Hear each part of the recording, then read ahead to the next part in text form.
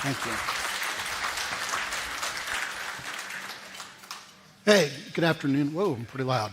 I'm glad to be up here. I'm going to spend just a few minutes here talking through this idea of cybersecurity as a profession. And what I mean by that, I'm not going to have any slides. One, because you're all eating. If you're like me, you're probably catching up on all your email from the morning. So I understand that. And frankly, if you nod off after dessert, my pastor doesn't get mad when I nod off during a sermon, so I'm not going to judge you. So that's what you get when you have a keynote during lunch. So I want to talk for a few minutes here. As I thought about this, I knew I had a challenge. Right, I hadn't been to this before, but I mean, this is a huge turnout. And I know we've got a mix here. We've got CISOs, we've got real practitioners. As Rick and I joked, I'm a CISO now. I don't do any real work. It's the practitioners that do. But I knew that there were people in here who are technically smarter than me, people more experienced. And so I wanted to be a little thoughtful about what I talked about, right? So I'm maybe going a little bit sort of higher level as we go through this. And so I'm going to give you the bottom line sort of up front of what I'm going to go through. And it's really about why I think we have to have more deliberate conversations about cybersecurity as a profession. And I'm going to talk through what I mean as a profession, right? So why I think it's important, I think hopefully is obvious, but the threats that we all encounter are growing, right? They're growing in scope and frequency. I could give you the laundry list. I'll name check a few as we go through here, but you all know as well as I do all the different threats and things we're seeing. The second reason I think we got to talk about it is burnout. We'll talk quite a bit about that. The longer you've been in cyber, the closer you've gotten to burnout. And I think that's important to discuss. And then the third one is really, there are new risks to everyone working in cyber. What I mean by that, we'll talk about is, if you all are following the news, you've seen things that happened to the Uber chief security officer. You've seen SolarWinds and what happened to CISO there and other things. And so those risks mean something to all of us. They're going to impact how we actually do the work. So we need to talk about that. And as a profession is the way I think we approach that. And very quickly, what I think, talking about and going towards professionalism in cyber, what does that bring to help us? Well, first of all, it helps us get closer to publicly agreed standards, ethics, and practices, right, that apply across the board everywhere. And I'm not talking about technical standards here. I'm talking about simply the behavioral expectations, the processes, the things that we all sort of hold in common together. Second is, I think that looking at this as a profession helps us to enhance intentional community. I mean, you look around this room, that this is community. I've been impressed being in Charlotte. There's really a great cybersecurity community. So you don't need professionalism to have that, but I think that it helps it become more intentional and more thoughtful. So I'll talk a little about that. And so the other piece I'll say is that I think that professionalism helps you start to hold some common principles. And I'll spend a lot of my time talking about what I think those are. They're my personal opinion, may or may not agree, but I want to talk about them so hopefully you walk away at least with something to think about there. So with that in mind, I want to talk about this profession very quickly from just give you the perspective of my career. I think having context is important. My particular perspective will be different from yours, and I want you to know that going in. I've got biases because of where I worked and what I've done. So I want to give you that real quickly. So a couple things I mentioned. I've been around IT for over 25 years, approaching 30 years as my gray hair should be able to tell you. And so I've been around that. I started out really more in the desk side support side of IT before I got into the cybersecurity side. But working along that, really helping users along with things like waiting tables when I was in college, have given me a perspective that really focuses on customer service. And you're going to hear me talk about that because customer service is important for us in cybersecurity, right? Sometimes we're sitting in a dark room looking at a screen and we forget about that. That's why the very first word of my little thing said humanity, because this is about people, and so we'll talk about that. I mentioned I've served as a CIO several times. Those tended to be in very high-risk organizations. That's one of the things that's just drawn me more and more into the cybersecurity side of our field was the places I've been have been places that were regularly under attack. But I will tell you, having been a CIO, that colors my perception about how we deal with boards and leadership and companies, and you'll hear some of that come out. I'm going to also admit to you now I'm an attorney. I never practiced. I did manage to pass law school and pass the bar. That has mostly been a help to me, right? One, because you have to deal with attorneys far more than we would like in this profession.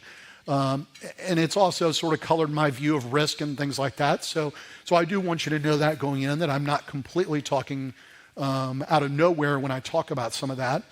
And then I want to mention, I've been here in Charlotte about 5 years, but the 20 years before that, I was in Washington, D.C. I was a consultant. I was a government contractor. I was a political appointee. I sort of got to see every side that you can see there, right? So I bring all the bitter cynicism of a former federal employee. I bring what is hopefully a realistic perspective on that, and we'll talk a little about that at the end as well. So having sort of laid all that out, I want to break this up into a few parts. First, I want to lay out exactly what I mean when I say profession, because most of you hear that and think, well, we are a profession. I want to make some delineations here so you know what I'm really getting at when I talk about that. Then I'm going to talk about why it's so critical on these pieces, and why I think we should be promoting cybersecurity ourselves as a profession, right? Why I think that's important. Then I'm going to talk a little more about these principles I kind of mentioned of things I think should be a focus for us, things I think that are important to us if we're going to have a profession, if we're going to sort of move forward together. So I'll talk about that. And then the last, I'm going to talk just a few thoughts about a path forward, which is much more than I have time to really get into, but I'll mention a few things that are out there. So you may not agree with every perspective, and that's okay. We're holding a lot of time for Q&A because I want to get other people's thoughts and perspective. I don't have every answer, but my hope is to make you at least think about some of these things a little bit today. So first I want to say, what do I mean by a profession? Again, I've mentioned everybody sort of probably has that perspective already, but I want to differentiate that from a role or these other sort of things, right? And so I'm going to give you a few examples, ones I think you're probably familiar with, but just as a little bit of a guidepost, right? So when you think about professions, right? Well, here my lawyer bias comes in. I would consider the legal profession, right? Lawyers, that's a profession, right? The legal profession goes back hundreds of years if we looked at it. I mean, really, it goes back to the long as you have human history, right? We've had courts, we've had judges, we've had legal systems. They really get at a fundamental human desire for justice. But if you take a step back, really the ethics, the boundaries, the expectations of lawyers actually go back a couple hundred years into English common law and things, and they're really codified around the world in various ways. And so that's one picture I want you to think about from when I say the word profession. The second one I'll mention, I think it's all of us have dealt with, or hopefully you have, at least preventatively, is doctors, right? The medical profession, right? We think about the medical profession. Again, that goes back a long time, but if you really take the step back and look at things like ethics, standards, and practices, of course we have like the Hippocratic Oath, right? That's very ancient, we all know that, but really, modern medicine really is the last 100 years or less that they've really started to codify ethics, things like informed consent, right? The sort of these things that you can point to that people understand and expect from anybody who's part of the medical profession, right? Again, we think of that as a big one because all of us, have this need for medical care, some of us more than others. You may hear me have a little cough. My girls brought back from camp right before school started. So that's a big one I want us to think about. Now let me turn to one that's probably closer to our world, right? More office-born.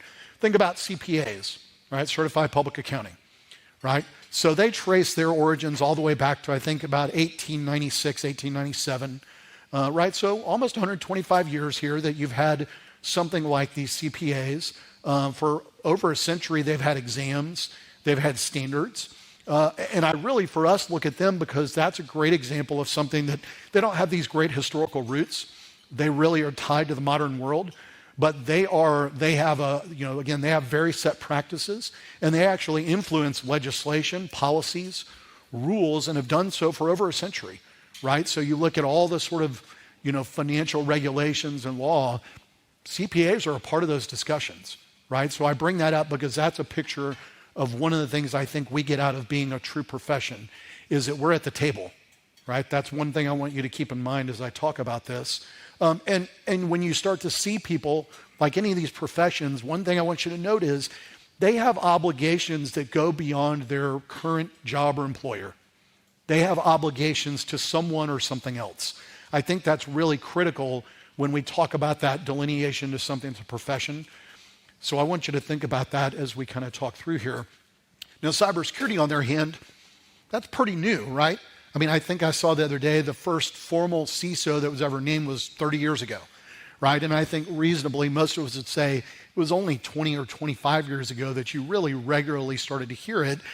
And I would argue it was probably 15 years ago that it went from being an exception to an expectation that there was such a thing as a CISO or even a cybersecurity program, right? You had people doing cybersecurity, but it wasn't programmatic.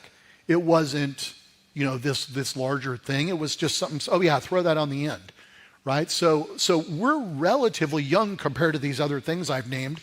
Now, some would say that cybersecurity years are like dog years, so maybe we should get some credit for that, but we are relatively young when you look at that as a profession. So why do I think that we belong alongside those? Well, fundamentally, what all of us do in this room, again, whether you're a CISO or just a practitioner at the entry level, the things we do or don't do matter today. I don't think I have to lay them out, but you know them, right? Today we see healthcare impacted. We saw travel impacted this summer. We've seen utilities impacted. We've seen privacy impacted, right? On and on and on. We're seeing governments and schools hit. You saw some slides earlier today, the literally trillions of dollars that are flowing to cyber criminals every year, right? So what we do matters quite a bit to the modern world. Secondly, I'd say is, again, is there any part of our modern life that's not impacted by, again, not just IT, but cybersecurity, right? We've gotten used to this connected world, right? We're going to get out of here and put on our, GPS and our map and go somewhere, and we're going to buy something online, and we're going to do all these things. And of course, what happens when that goes away? Well, any of you who were unfortunately had to fly on Delta, this summer, you know what happens when that's taken away from us. And we know this, and we know that criminals are doing it. We know nation states want to do it. And so it means that this is important to everyone, not just to us, not just because of our job. This is something much more important than that. Again, we've seen, if you're like me, you've watched over the years predictions of, dire consequences of digital Pearl Harbors, right? Now, are some of those overblown? Probably. Are they possible? Probably. But we're seeing those more and more. And I can tell you, as somebody who's worked around national security, there is not a question that we have adversaries around the world that would cripple our country and any other country, right? You can ask our friends in Ukraine. I got to meet some of them in previous roles who watched over the years as the Russians used them as a practice ground, attacking their grid, right? Attacking their government, attacking everything in their country. And so that is just a picture of the world we live in. So during my time in DC, I'd mentioned, again, I've seen these bigger pictures, right? And this is a global consequence, right? It's something that's beyond just obviously the US or other places. It's a real challenge of how we approach that. And I think being in a profession is one of those. I think there's another reason that we should look at this as a profession, right? And by that, I think it is very personal. It impacts people, right? Again, it impacts real people day to day. It impacts their health, their finances, their privacy, right? And why is that important? Well, I just mentioned, right? You think, what are the things I named, right? The legal profession, right? That is justice. That's literally the difference between you going in and out of court. The medical profession, between you living and dying, right? Those things affect people. And I would say that the impacts of what we do in cybersecurity are approaching the same level we see in healthcare and medicine and these other areas that everybody would acknowledge are these critical, important professions. We're coming right up against them in terms of how they impact everybody in their day-to-day life. So I think that's really important. I suspect everybody in this room has at some point in your life received a call. It might have been your grandma, your dad, your cousin, your brother, your friend's neighbor who called and said, oh my gosh, somebody hacked my Instagram account, somebody hacked my email. I just clicked on something and I just paid somebody $500, right? I'm not going to ask for a raise of hands, but I'd venture to guess the longer you've been around, the more of those calls you've gotten, right? And again, that goes back to this idea that this is very personal, right? And it also is a picture for you of, now my daughters refer to me as a tech bro. But they do understand that I do cybersecurity, and they understand that's important. They know to some degree what hacking is, right? I'm already starting to teach them about privacy and protecting themselves. And so I say that because this is, when we get those calls, I understand occasionally they're inconvenient. They may be frustrating. They are a recognition by our family, friends, and peers that what we do is important, that they depend on us, right? I've got friends, I got a friend who's an electrician. I don't call him every time there's a problem with the lights, but I can promise you I get a call from everybody every time they have some kind of security issue, right? So I say that as I think that's an acknowledgement that, again, what we do at every level, right? And look, I'm a CISO. I don't really barely do the work anymore, right? I've got a smarter team than me that actually does real work. And so, but I'm still looked at as somebody that people are going to come to. And so I want you to think about that they don't care what your role is. They see us as something more, right? Whether you're a CISO, an analyst, a researcher, they look at us as something different. And I think that's important. And I think we need to keep that in mind.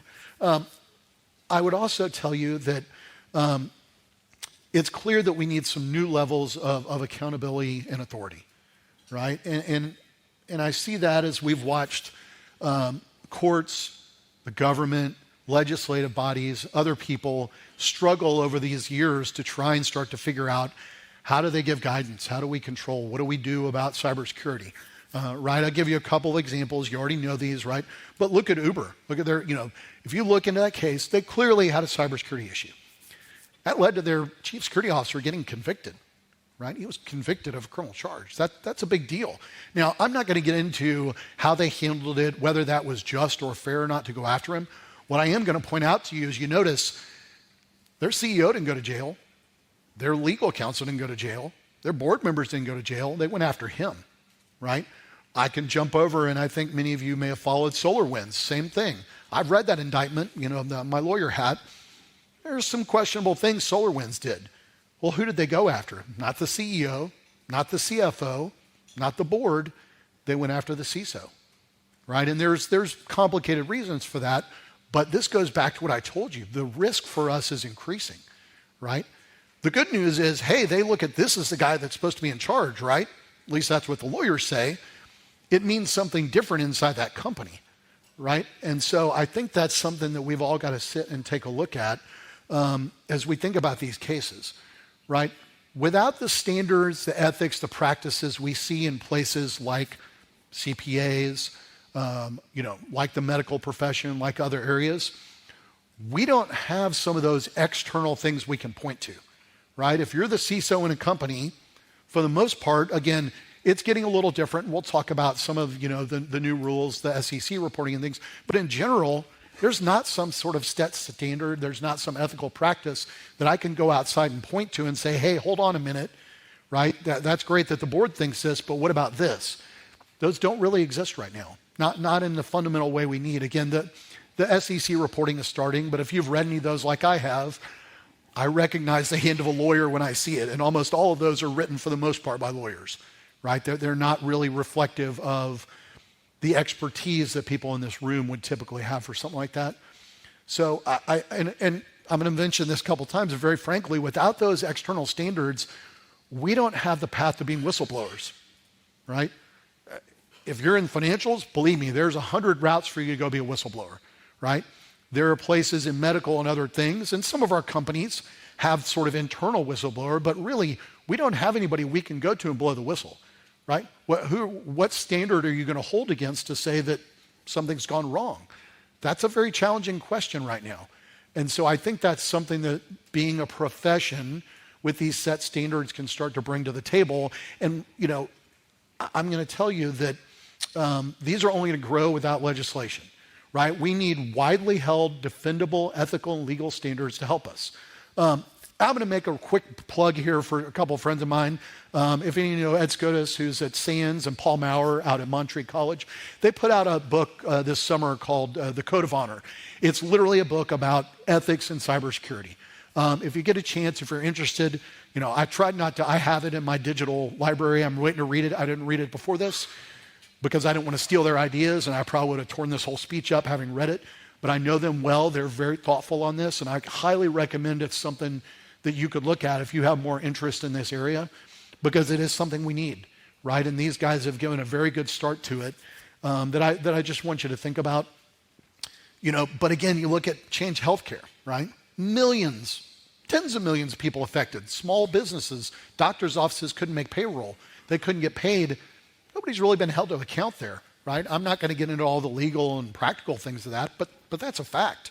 Colonial Pipeline, Equifax, I could go the rest of the afternoon, and you all know this, right? But all of these are pictures, and I'm not taking shots at any of those companies, right? Everybody in this room knows, if you understand this, any of us could get a call right now that our company got hit, despite our best efforts. So I'm not doing this to hit those companies that they got attacked. What I am probably hitting some on is how they responded, right? How they responded, and again, the frameworks around which their security professionals could respond. That's one of the things I want us to think through when I talk about professionalism, right? These are repeated patterns. We're seeing them happen over and over again. So I now want to talk about how we go forward, and I've really got sort of two ways about this, right? And again, I want to give a perspective on priorities that I think go beyond our day-to-day job.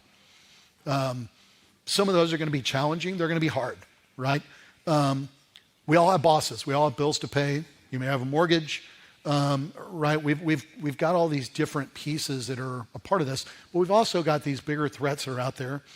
And if cybersecurity is going to be more than a day-to-day task, then I think we have to start to get to some core principles, right? I'm going to throw a few out today. You may think they're different. You may think they're crazy, and that's okay. Like, I'm definitely going to tell you some of them are probably costly. But I want to talk about that. And the first core principle is about protecting people, right? Now, that seems somewhat obvious, right? Well, we protect people. Well, I'm putting these in order, right? So I didn't say the first thing is to protect your company. I'll get to it, but I didn't say protect yourself. I said protect people, right? And this means a lot of different things. And here's why I think that. One is, I'm going to just be very frank, it's good for your soul, right? If you need a reason, we're going to talk about burnout some more here at the end. If you need a reason to get out of bed in the morning after a long day or a rough night, getting up to protect people is a pretty good one, right? We're not going to do that every morning, but I'm going to tell you, I think that's a pretty good motivation for people to come into the profession and want to actually get up and do the work, is protecting other people, right? I think that's important. The second one I'm going to say is, I think it really has a practical effect on your organization, right? Kind of follow me here, right? You all have been through as many trainings that I have. When you sit through the training and it says, protect Acme Inc., right?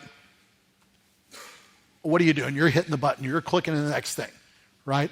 Oh, great, I'm going to protect the company, whatever, right? It's a little different if we talk about protecting people, right? It's a little different when we say, hey, I want to help you protect, and I'm going to talk a little more about this, but practically speaking, I think most of us know people are usually, to paraphrase Homer Simpson, they are the cause of and solution to all life's problems, right? So if we're working and helping people protect themselves and be better, we're going to help fix the underlying problems that we see in our companies and other places. And last, I just think it's the right thing to do, right? I think it's good for you, but I think it's the right thing to do. And I'm going to say this entails a choice, right? I hate when people we have a mission or a vision statement, and we're going to be fast, smart, cheap, great, excellent. That's ridiculous, right? Well, everybody says that. It only matters when you have to make a choice. Right? Principles only count when you have to make a choice. And I'm going to tell you, this one is going to cause you to have to make choices if you really embrace it, right? Are people more important than your company? Are they more important than your own reputation, right? Are they more important than just the data itself, right? Are they more important than protecting yourself? Those are tough, right? If you ever get put in those, and most of us rarely do, but if you're ever put in that position where you have to make that choice, that is a hard choice for any of us to make, right? To say, I'm going to go take a consequence to go protect somebody, right? I'm going to have to do something my company, my boss is not going to like because it's the right thing to do. That is a hard choice I'm talking about. So I don't say that lightly. I don't say it easily. But I think it is part of what we have to think about, right? Again, if we're going to elevate this to a profession that points to something outside of ourselves and outside of what our day-to-day job is. So I want to mention that. I want to talk very quickly then about what are practical ways we do this, right? Well, I think one of them is just focus on the positive, right? I think Merlin brought up this morning, right? Getting out of the Dr. No mentality. That took me a long time, right? Is being positive. And by nature, I'm kind of a punitive guy, right? I'm a little self-righteous and I'm kind of punitive, right? So when I see somebody screw up, I'm like, or when they really go out of their way, right? When they cut around my security controls and they do it intentionally, I get really mad. I want to go after them. That is my first inclination, I have to admit.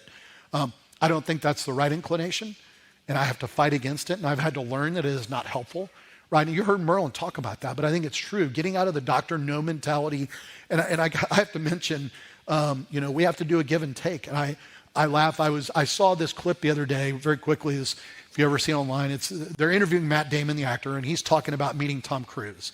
And he's talking to Tom Cruise about doing stunt work, right? Tom Cruise, if you saw the Olympics, famously loves to do stunts. And I'm not going to do the impression because I'm terrible, but Matt Damon kind of does this impression of talking to Tom Cruise, and he asks him about this big stunt he did for one of the Mission Impossibles. So he's like, so Tom says, I had this idea for 10 years. So I get on the set, I sit down with the safety coordinator, I tell him what I want to do and how we're going to do it. He says, the safety coordinator tells me we can't do that. And there's a pause, a beat, and then he says, so I get a new safety coordinator, right? And Matt Damon's just rolling laughing, right? Because he's like, well, if the safety coordinator tells me to do it, I'm done. That's it. End of conversation. But I laugh when I saw that because as a cyber person, how many times have I been in that conversation? Somebody says, we want to go do this crazy scheme. We can't do that. Like, thanks for your input. No, shut up and we're going to do it, right? That stuff happens, and I get that. But it is part of us learning to sort of have that give and take. Another thing that I've found that's part of this is, just things like, again, when you protect people personally, this is one we've done recently on our awareness training. And I've done this for a while, even when I was a consultant, is focus on people as a person, right? Not as a cog in the company. And what I mean is when you do when you get into awareness training, you talk about, hey, here's how you protect yourself, your family, your kids.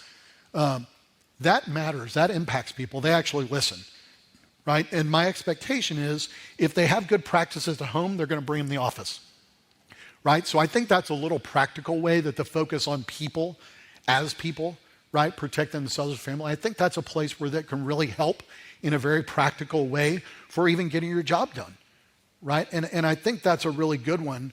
I think it's a way that we can do more than just sort of check the box on things like awareness training, is when we really do that and they're really doing it. And I got to tell you, some of the people I've worked with that I've really, that have called me and my company, hey, I just had this security problem like on my could you help? Sure. Those people are my biggest advocates. They're the first ones to speak up when somebody says, oh, hey, we're putting this, new contract for this SaaS tool through. And they're like, hold on, has Max seen that? I mean, it's shocking. They'll put me on an email and say, hey, you need to look at this. So I've actually built these other advocates for me who are not cyber experts, but they trust me and they believe in me now. And so they actually pull me into the conversation in ways that I would have never found out about until there was a security incident. So that's another one of the values I see here, right? And I think we can find these ways to, I'm going to talk for a minute here about, I think we can advocate for people, right? I think if you've been in IT and cybersecurity, as long as I have, we have a better picture of any organization than anyone. We're often the first person someone interacts with when they join, and unfortunately, we're probably one of the last ones they interact with when they leave. But in the meantime, we're talking to them, we're fixing things, we're seeing everything. We're the ones who know when processes are broken. We're the ones that are the first ones to know when morale is going down, because everybody talks to us, right? Everybody's so dependent on us that they all talk to us. So we know what's going on and we can advocate for them in a way that other people can't if we take advantage of that. And I think that's really important. In the last few years, one of the things I realized in my current company was we have a lot of these customer service reps. And it dawned on me one day, they fall for phishing a lot, not a surprise. Well, of course, I realized, and I told some of our executives one day, so one day a month, I send them a phishing test. And then once a year, we make them do annual training. The other 29 days a month, 12 months a year, they are trained to go fast, open every attachment, click every link, and move fast. That's what they're paid for. That's how they're incentivized. That is how they're trained. Who's going to win that contest? I mean, it's not even close, right? There's no training in the world that's going to overcome that. So we've started to move on things like trying to focus on the higher risk people, trying to do the things with some of the good cyber tooling on the back, on behind the scenes, do the other things to help protect them, because I'm not going to overcome what they're incentivized to do day to day in their job. It's not fair. And I've actually, I had that conversation with a very senior executive at our company who says, why do they keep falling for this? And I told him why. Because we trained them to. We trained them to fall for this. They're going to get yelled at. If they slow down and stop, somebody's going to be on their case. Why aren't you going faster? So that's one of the ways, again, I think about people and how we can advocate for them. So I think that's very helpful. And I'll mention again, you've heard me say customer service. I think this is just an underrated conversation for us in cybersecurity. We're in a customer service business. I know we have a lot of technical tools and we're the rules people and the compliance people and all that, but customer service matters, right? Getting back to people matters, helping them matters, helping them. I know many of you like me have gotten a call because something's broken. They assume it was some cyber control, and it turns out it was something else, right? We're the first ones they blame. We must have changed something. But the fact of the matter is that's an opportunity. That's an opportunity for us to help them, to guide them, to get them to the right place and get something fixed for them. And now we're not the bad guys anymore. We're the ones who are helping them keep things going, right? Those are opportunities that we should not miss out on, right? They are part of being with people and advocating for them. And I'm going to talk very quickly here about customer service, another piece of this, and this is important for customer service, and it is important for our profession. And I'm going to mention this, and it's about diversity, right? If customer service, if I boil it down, is simply communication. It is really hearing people and making yourself heard in a way that they can understand, right? That's what customer service is to me. And I'm going to make an argument to you that in any customer service organization, if you don't have any way of really listening and thinking and having the perspective of all of your customers, then you're probably not going to do great customer service.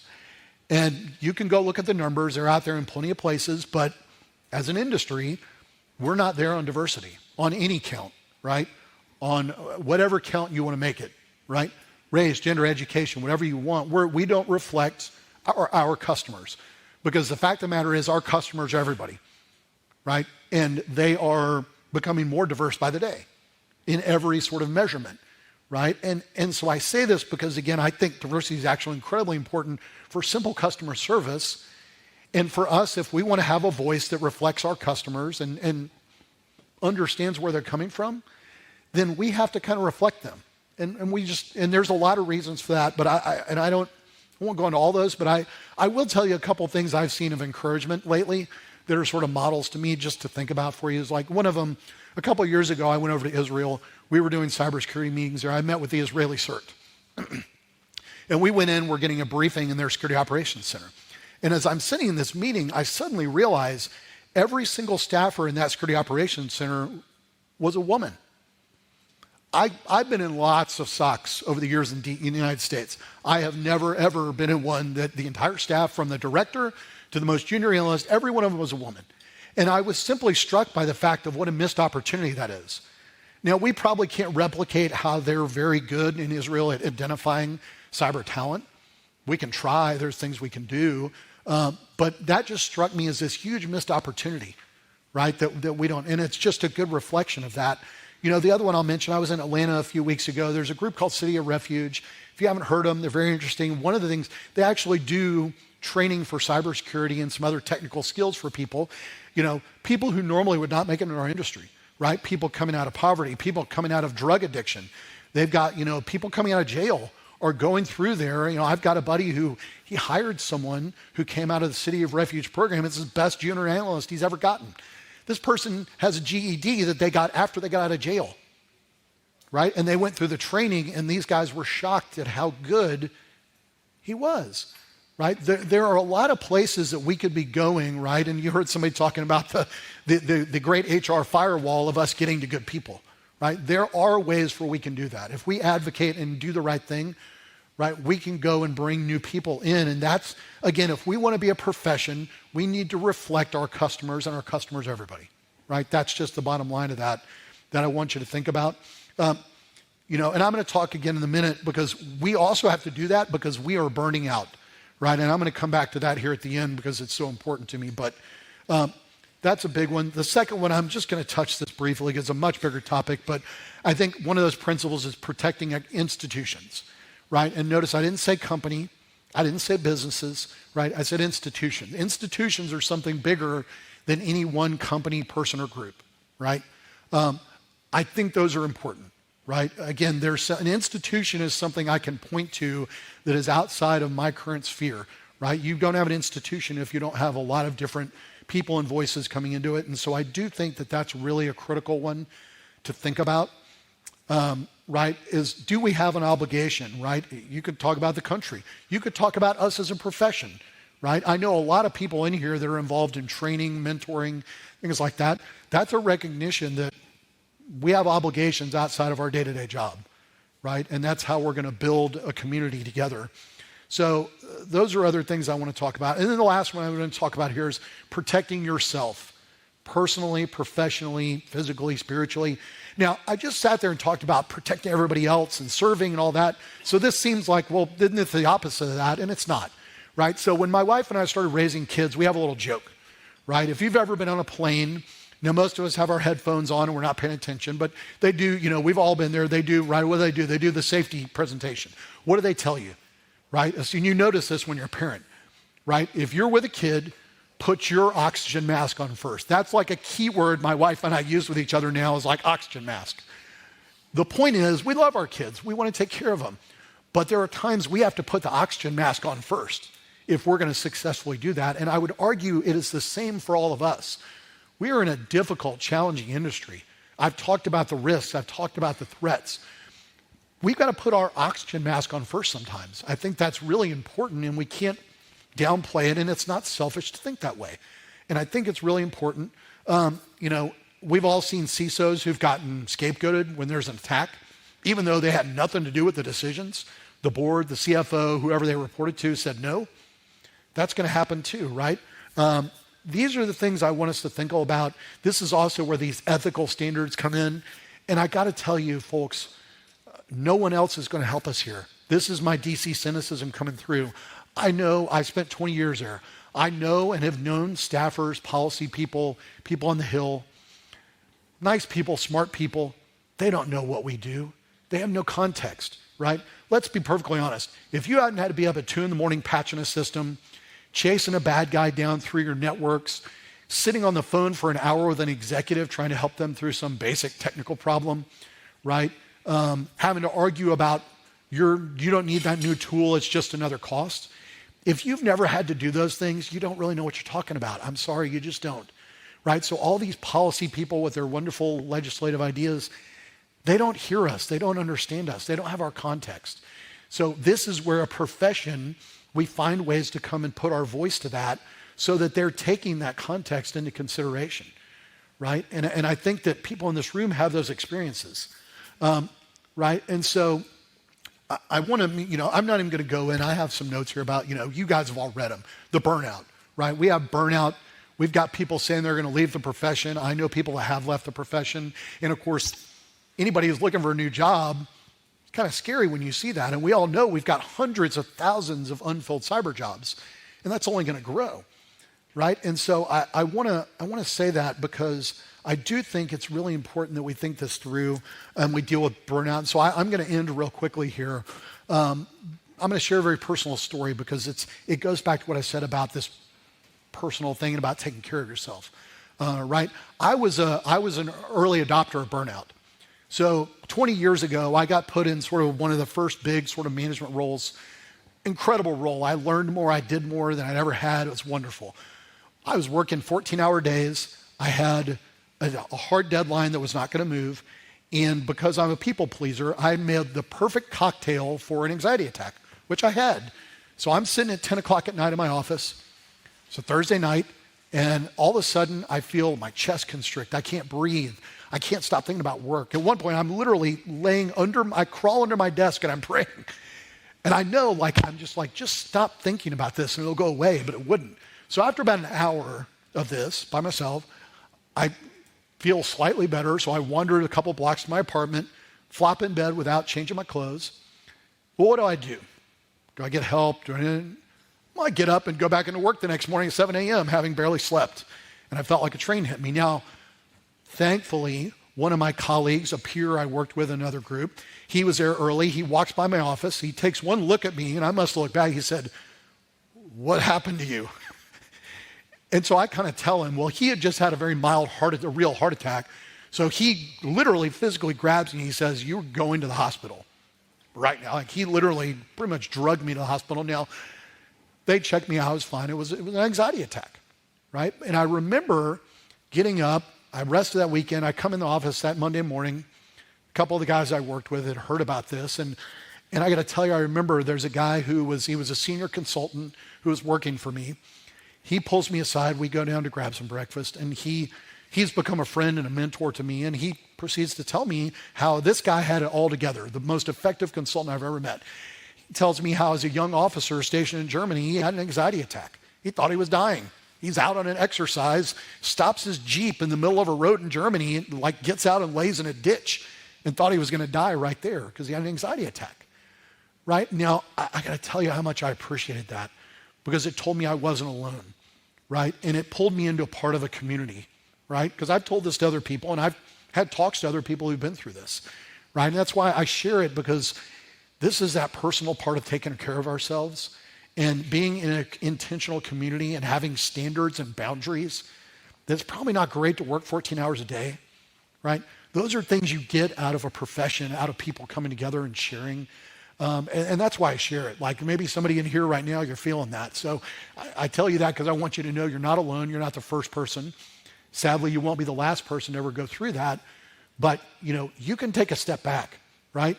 Your family, your loved ones, your life, your health is not worth that. It's not. There's no job worth it. I can promise you that. So I always want to end with that when I talk about this thing of care and burnout, because I think it's so critical. The last thing I'm going to say, I'm going to end very quickly here, is just, am I inflating our importance? I don't think so. I think all of you know, and you can go read, what we do matters, right? It is mattering to the world. It matters to national security, to our economy, to our health. So I think you know that. And I think a couple things I would just going to encourage you to do, right, is be part of communities like this, right? We've got some of the other sponsors here. We've got a couple of groups that are here that are nonprofits that are sponsors that put on these things that help us build community, that help us share stories together and to help us start to build this stuff. I think that those are groups that we can start to look to help us have a voice, right? A voice with Congress, a voice with, businesses, a voice with boards. Right? This is how we're going to start to become a real profession and set meaningful standards and ethics that we can all understand together, right? And that everybody knows, hey, I'm dealing with a cybersecurity professional, right? They're not going to lie. They're not going to cover up a breach, right? They're going to be somebody who strives to help me, right? I think that's kind of a noble pursuit. I think that's something that would elevate what we do. I think it would help us bring more people into what we do. And it, frankly, would make it into things that we would actually want to work on. So I'm just going to end with that because I want to give a few minutes in case people have any questions or thoughts. And just thank you guys for the time this afternoon.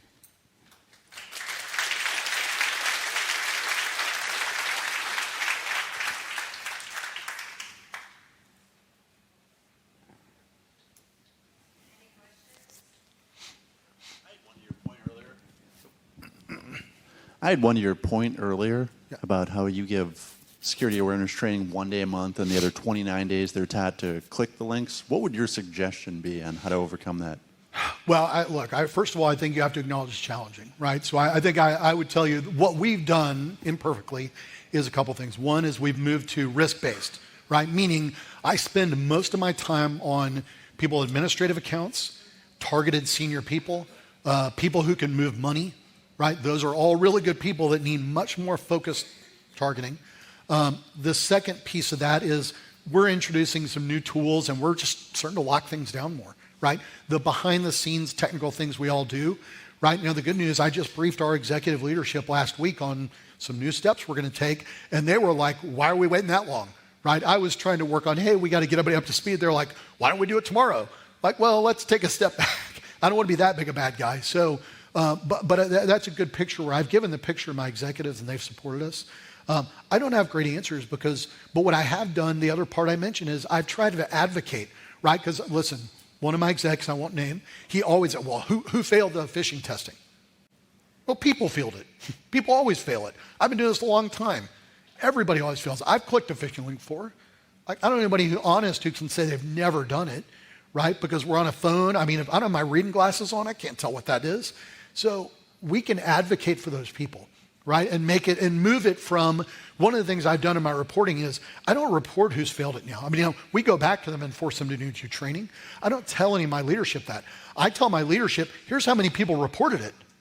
That's the good news. Look how many of our, and it's not as easy as I would like for us to report phishing, but look at the huge number of people who reported phishing, who said we're going to protect our colleagues in whatever way to click a couple times to do that.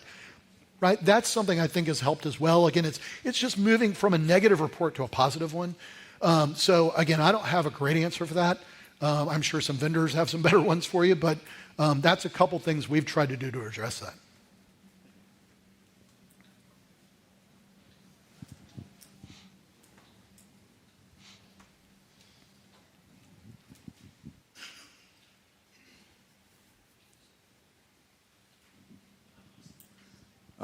What would you say is the best way to manage repeat offenders who click the links? And then second question, do you have any advice on how to get standard users to embrace a culture of security? If I did, I've already done a startup on the second question. I would tell you a couple things. Really first on dealing with repeat offenders, again, look, there's a Berkshire company I won't name that. I mean, they're in a regulated industry, and at their place, if you fail 3 phishing tests, you're terminated. I mean, they don't play, right? So everybody there is like walking on eggshells. Now they've put other controls in there to help protect people from that. That's probably not right for us. We have, we're a manufacturer. We have a higher turnover organization. Again, so my focus is a lot more on the high-risk people, right? Not some regular user who I've hopefully done enough layers of defense to protect from themselves. And we're just trying to do better and better protection. One of the things we're doing is spreading our training over the year, right? We've already gotten rid of like the once-a-year PowerPoint. That's a waste, right? We're doing it 5-minute chops, videos, right? Stuff to try and get people engaged. And that really goes to the culture. We're a manufacturer. If you've been in a manufacturer or those places, they are big on physical safety culture, right? I've been at places or national labs where every meeting there's a 3-minute safety briefing at the start of any meeting. Doesn't matter what the meeting's about, right? They've built a physical safety culture, right? You talk about lockouts, you talk about all the things you got to do because you lose a hand, an arm, or worse in those environments, right? They have what are called stand downs. They'll literally stop work at some labs and plants if they have too many accidents over a period of time. Maybe we got to find a way to do sort of these cyber stand downs. Now, you all know people aren't going to like that. Man, you're stopping the business. But we got to find some ways, to your point, to do that.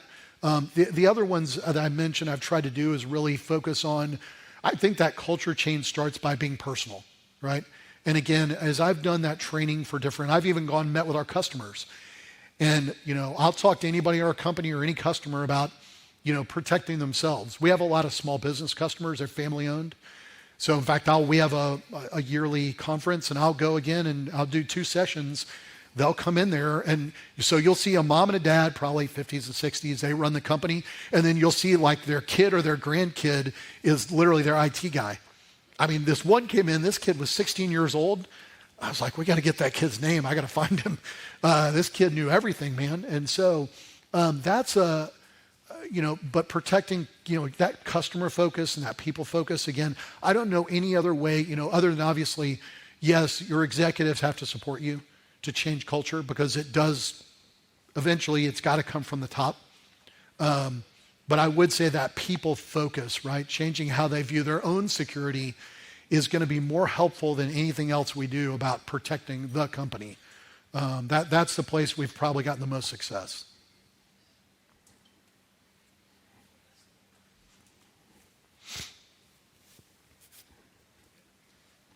Oh, and one more here.